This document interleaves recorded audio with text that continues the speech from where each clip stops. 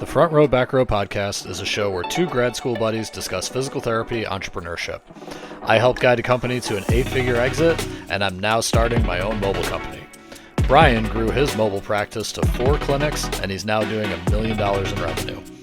Join us as we help you grow your own business. Hello and welcome to the Front Row Back Row podcast. My name is Owen Campbell. I am the owner of Simplify Motion Physical Therapy in Phoenix, Arizona, and I am flying solo today. So regular listeners will know we haven't been putting out a podcast each week over the past 2 weeks or 3 weeks. Just some stuff has come up with different holidays and stuff with Brian and I that we weren't able to connect. But I wanted to get something out at least so that we can continue keeping the feed rolling, keeping communication with our listeners. We've had some new entrants into our school program, so that's really cool. The mentorship, we've actually been doing some pretty cool things on the back end with our physio growth company. We are now officially an LLC, and we're going to be putting out more and more content on that school platform just because we're finding that we're able to produce pretty good value, and right now it's all free, and we're really excited about where everything's going. So today I wanted to hop on and talk a little bit about mentality of a business owner. And this goes for all levels, and it even goes for management too. So if you're listening to this and you are a regional director or even just managing a clinic, these are all things that anybody who leads people, who looks at their value as how the business is doing, how the business is growing, the mentality of that can be really great, right? We all know those people who get really, really high when something good happens and really, really low when something bad happens. We also know those people, and I'm not one of these people, so I'm very jealous, that can stay kind of level-headed through those ups and downs. And there's benefits to both, right? And some of the biggest things as you grow is finding somebody who offsets that, right? And that's something that we can talk about. And one of the things that I just posted on the mentorship group is how to hire your first person, right? So if you are halfway busy or 3/4 of the way busy, probably the biggest wall most solopreneurs will come up against is they will stall and they will just be working like crazy because they've done so much marketing and such good work to keep their business going, but they haven't even thought about hiring until they absolutely needed it. So on that mentorship program, I go through how to set yourself up for success before you've quote unquote been successful, before you have that busy clinic waiting list. And then I also go through the nuts and bolts of the actual hiring process, kind of how you make sure you set it up so that it's advantageous to you. So when we talk about mentality, that was kind of a side thing. But when we talk about the mentality, the biggest thing I want to talk about is comparisons, right? And we all do it. If we run a business, we're all looking at the other people in our town at their Instagram page, or we're hearing clients who say, "Oh yeah, I talked to so-and-so PT 2 hours ago," or you see their ads coming across Facebook and you're like, "Man, that looks really cool. They must have all the money in the world to get that advertising going," or able to do certain things. And it can put you in a negative space, right? But it can also put you, it's actually can be really, really advantageous to compare yourself to people, right? So the biggest thing that I want to get over is comparisons are good and bad. So they're very good in the way that you can kind of see what your competition's doing and what's working. If they start throwing in a bunch of advertising, or they start throwing in a lot of social media time to a certain intervention like pelvic floor physical therapy or dry needling or cupping or whatever, you might think, well, man, there's got to be a reason they're doing that, right? So maybe I should push that a little bit more. Maybe there's a patient population out there that I haven't quite understood yet. Or they're highlighting something about their offerings that you would highlight, but maybe not as much as they are. You might be thinking, man, they might have got some good feedback there. Maybe I can start highlighting how accessible I am. Or if I'm not seeing as many patients because you're paying me a decent amount, that allows me to do more things for you outside of our one-on-one sessions. Something like that. So it's a good way of kind of picking out good ideas from people, or at least what may lead you down the path to start having your own good idea. It's also a good measuring stick, right? You can kind of see how many followers they have. If you know the person, you can kind of ask them, okay, how'd you get that many followers? What's going on? Even cold DMing people to kind of figure out how they do that. It also allows you. Sometimes people post, "I have this many things open," whatever. It shows you, okay, maybe, if that guy or gal can do it, then I can do it, right? It gives you a little bit more confidence to be able to start a workshop, start a program, something, right? And it gives you a sense of the market. We talked about that a little bit before, but what offerings are really hitting with people tend to be the one that business owners will spend more time and money on. So those are some of the really good things about comparing yourself to other people in your market, and specifically in your niche, is it really does give you a lot of feedback, real time feedback. You just have to kind of be careful about the lens, right? But it's something that could spark some innovation and creativity when you're kind of feeling worn out and down. But really, I mean, we all know this.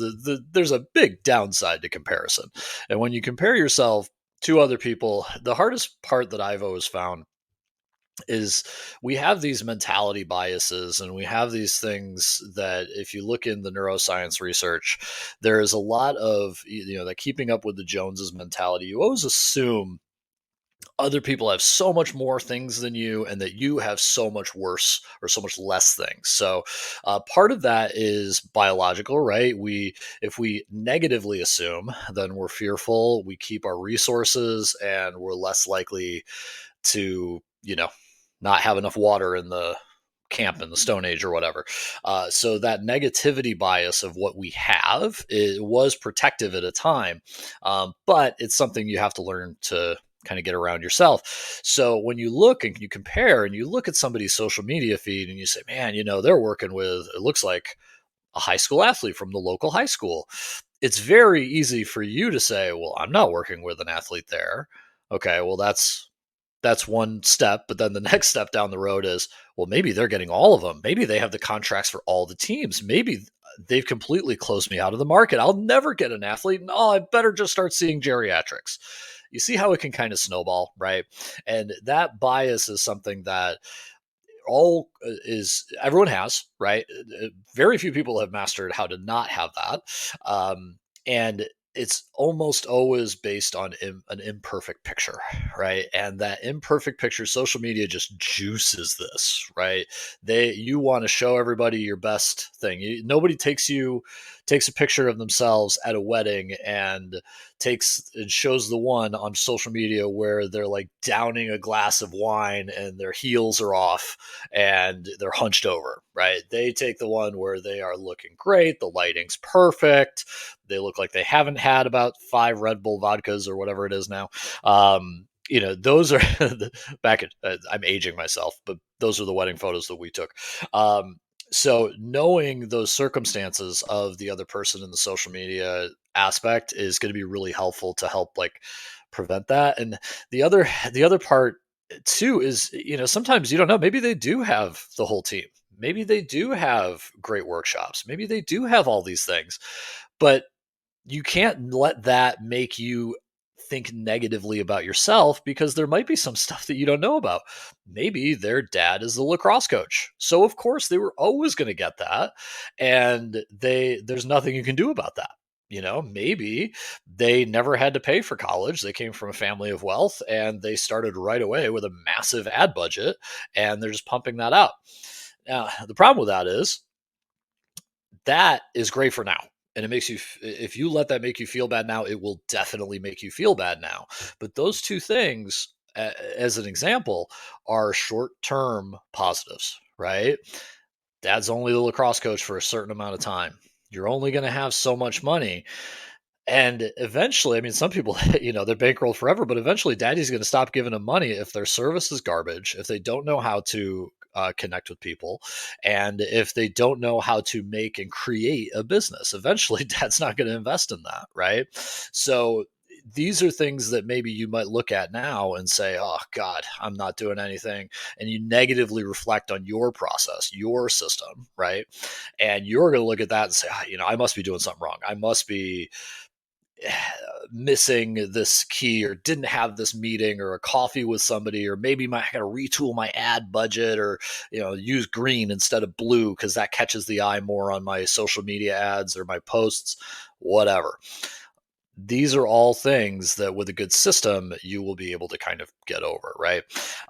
So this is that lucky break, that big sort of, someone gets, I don't know, a billionaire runs into him at the supermarket with a boot on their foot, and they just happen to say, hey, by the way, I'm a PT. you know that's lucky break, right? Now if they keep that guy and he tells 5 other friends, well, that's good work, right? That's them having a good product, that's them marketing themselves, showing the customer the value of their services. Awesome, good for them. But you have to think, sometimes when you're seeing these things and when you see other people and you see what they're doing, don't necessarily think that it's the result of a perfect process and they started from zero and they organically built all of that stuff. A good majority of them have. Some of them, you really just have to look at the fact like, hey, they've been doing it for 4 years more than I have, right?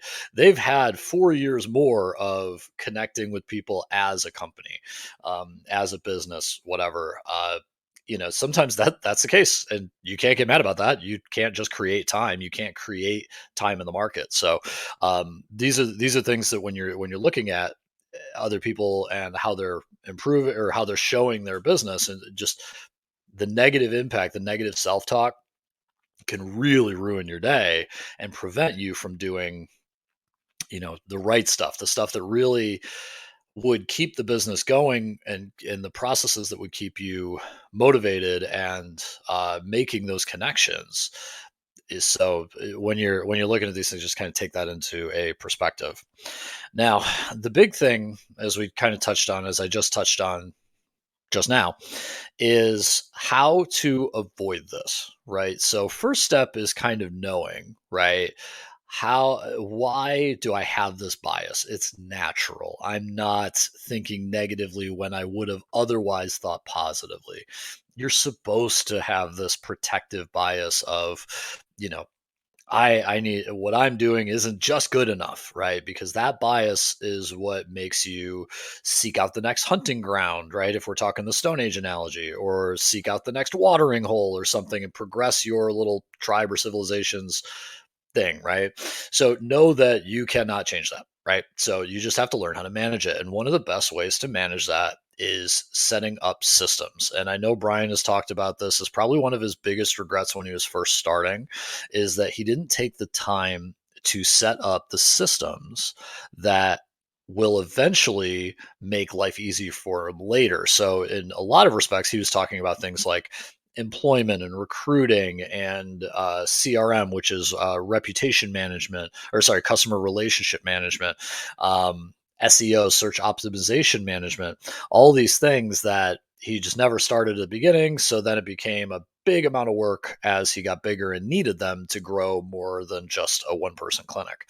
But what I want to really impress on anyone listening this is that you need to have kind of a mental system at the beginning, right?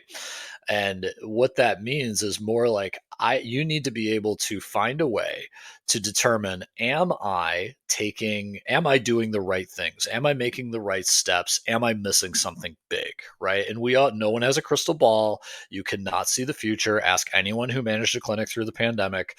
We all thought we were on the right path until about March 2020, right? So there is no way of making sure this happens. But if you have a system that you use to either find new clients, right, or find new patients, if you have a system to figure out how well am I making sure, or how much am I making sure that my patients are happy, what are my outcomes, is that something that I feel is within a respectable margin, right?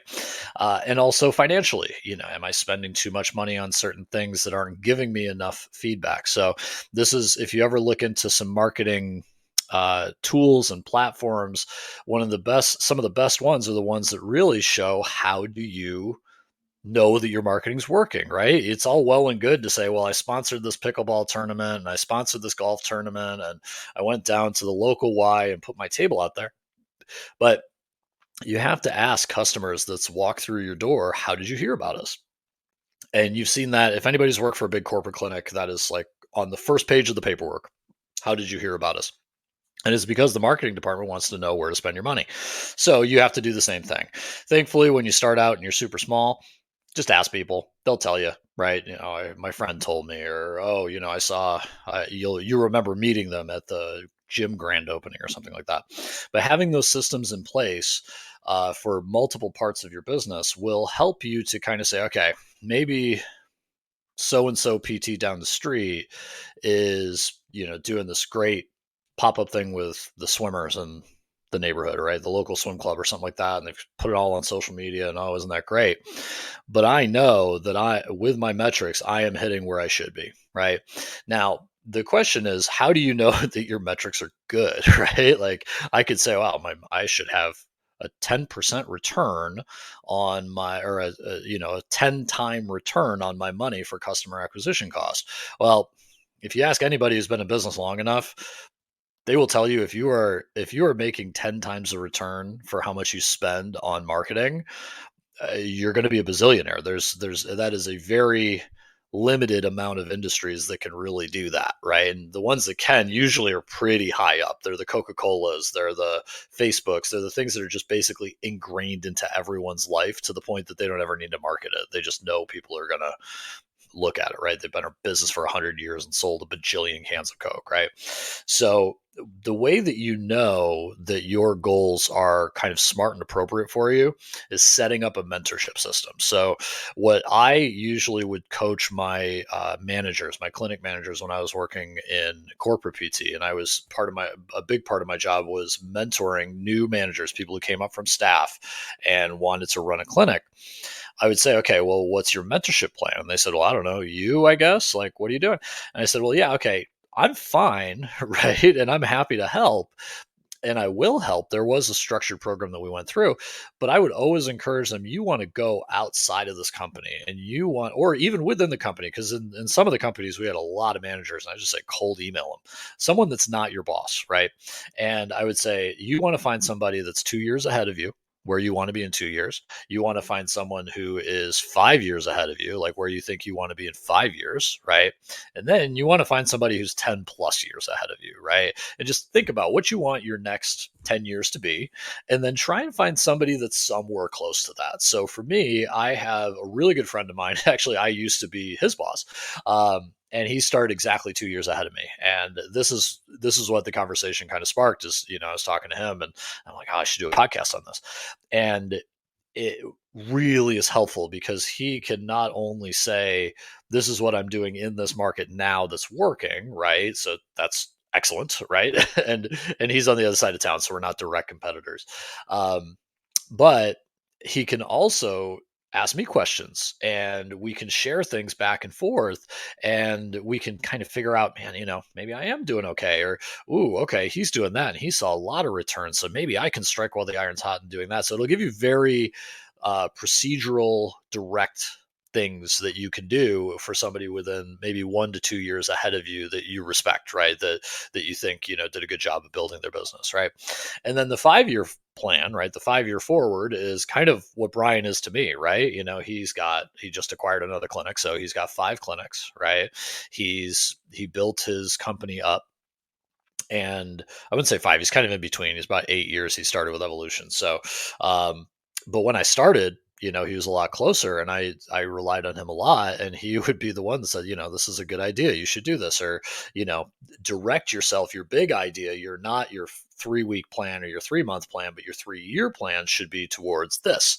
So that gave me some direction, so that when somebody was saying, why aren't you doing this, or why aren't you taking insurance, or why do you take insurance? So, all those questions that, maybe don't, they seem big, but he can tell me oh, that's a big ramification in the future. You want to put everything you can towards that. You want to put your mentality, your downtime, your thinking time, your big idea time towards those things. That was really helpful. And then that'll guide you a lot when you're looking at people and say, "Oh, I don't know why that guy's doing this," or you're comparing all these different things, trying to give yourself some grounding, some anchoring. That will really help, that 5 year to 10-year mark of somebody ahead of you, because they've seen it, they've done it, and then they've also done it enough and seen other people do it enough that they've kind of seen people fall off. They've seen people who've made mistakes or haven't done certain things that were their competitors that now aren't their competitors. And they also, for them, somebody 5 years ahead, the next type of mentor we'll talk about, they're going to be looking at them really hard and say, well, this is what my guy tells me, so I'm going to tell Owen this, right? So they're a very valuable mentor to have. And for new grads out there, the first two are usually easier to find. They're somewhere around your social group, somewhere around your age, very relatable. You probably know somebody who knows somebody who could get you in touch with a mentor like this. But but someone who has done what Brian has done, there's very few of them, right? Very few people have grown to 5 brick and mortar clinics, right? Who are still growing, right? Not just looking to sell. And even farther still, if you're able to talk to some of these like higher ups and some of the bigger corporations, bigger companies in your space, or even in different spaces, right? This is tiny. There's so few people that do these things that once you get to that higher level, you're going to want to start looking around for different industries, because then you're just more talking about business than a specific industry. But the big takeaway here is that mentors really help ground you, right? And they help you to kind of say, okay, bring everything back in. How am I doing this? Is everything where I should be, right? So this is something I would always kind of work towards with other managers. But honestly, now that I'm doing it and it's affecting my business, I like working towards it with me, is really working on how you are internalizing comparisons, keeping up with the Joneses, whatever you want to call it, and really making sure that you're really getting the right picture and knowing kind of, hey, where should I go? And leveraging people who have done it before. They've done the hard work. And if you can leverage that really well, they'll be able to tell you, okay, I would do this, or here's my, form that I would use for this, or, don't buy that. That's a waste of money. I've never used it. People who've walked the path before, they can make your trial by fire learning just happen a lot quicker. And this is part of the reason we put out this mentorship, right? So I've had 13 years managing big corporation, big company clinics, right? So for anybody who's really looking to get to that scale, or really just anybody who has like people management concerns, hiring, firing, motivating people, developing a mentorship program that actually works instead of just copying like some school textbook and saying it's mentorship. Along with Brian, who's really walked the entrepreneurial path and knows how to just grind, man. So this is why we started our front row, back row mentorship. We're actually going to call it now Physio Growth Mentorship. And that is a school program. It is on the school platform. This thing is super cool. We can put out classes and videos. They can be 10-minute long videos all the way to, I just recorded a half-hour one on the process of bringing on your first employee. So if you want to check that out, it is in the show notes. And if you have any questions at all, just like, comment, all that stuff. I don't want to say like, comment, subscribe, because that sounds like I'm a YouTube. I watch way too much YouTube, by the way. But seriously, we really want to talk about things that people want to hear about. So the more that you can interact with us, either here on Apple Podcasts, on Spotify, on YouTube, or if you're in that group, the nice thing about the group is we can all kind of brainstorm. There's a lot of business owners in there that are able to bring in things, not just me and Brian. So I encourage you to look that up. And with that, have a great day.